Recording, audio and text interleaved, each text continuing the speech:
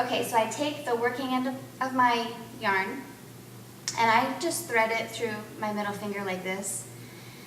Then I take the yarn and I bring it to my armpit. I bring it from my armpit around and I bring it up through my pinky, the inside of my pinky. Can you all see that? Okay. From the inside of my pinky, I bring it to my elbow. From my elbow, I bring it to the inside of my thumb. And from my thumb, I bring it back down to my armpit. This is the pattern that you're going to continue with. I'm going to keep going, but I want you to remember that this is your loose end. You don't want to let it go just yet, or this will get very loose and uneven, and your skein won't look very nice later. So, okay, I'll show you one more time, and then I'll start my little rhythm. You're going to take it from your thumb down to your armpit, from your armpit around and up to the inside of your pinky. From the inside of your pinky, down to your elbow, up to your thumb, down to your armpit. And then you're just going to continue on with this rhythm.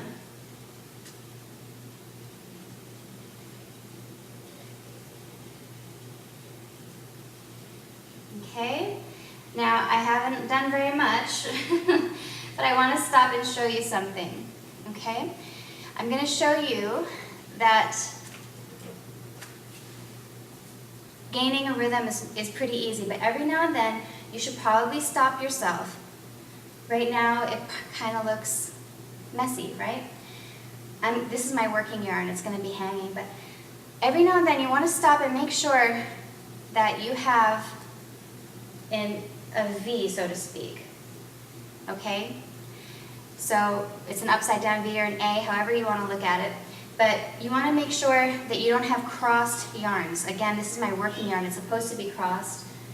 And this is our loose end, and that will look a little off sometimes.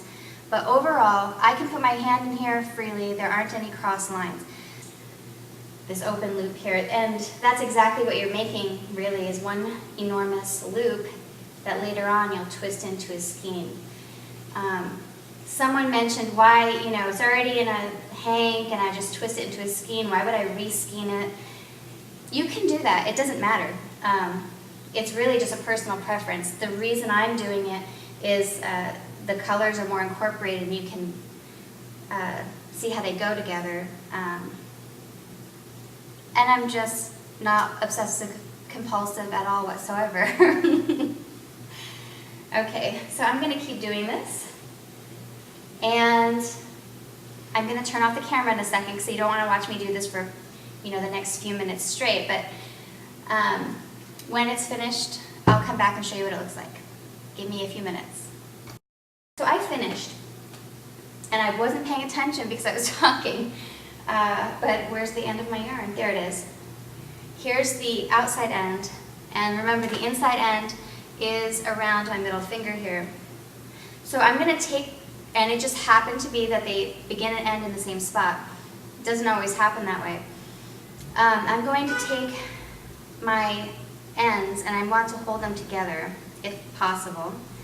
And I'm going to take this off my arm, and you're going to see that now I have a nice big loop.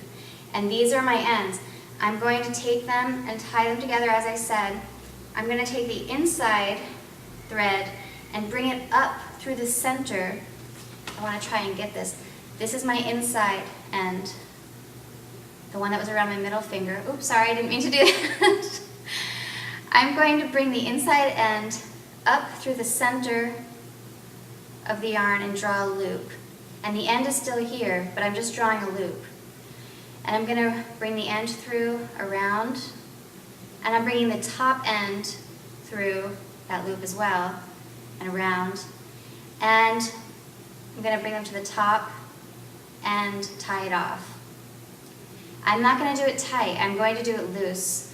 You can do it tight if you want, but I want mine loose, just so I don't crimp my yarn too much. And that way there, what I've just done is tied off my hank, and this is a hank, at the moment. I've tied off my hank, but I've also secured my ends so I know where they are.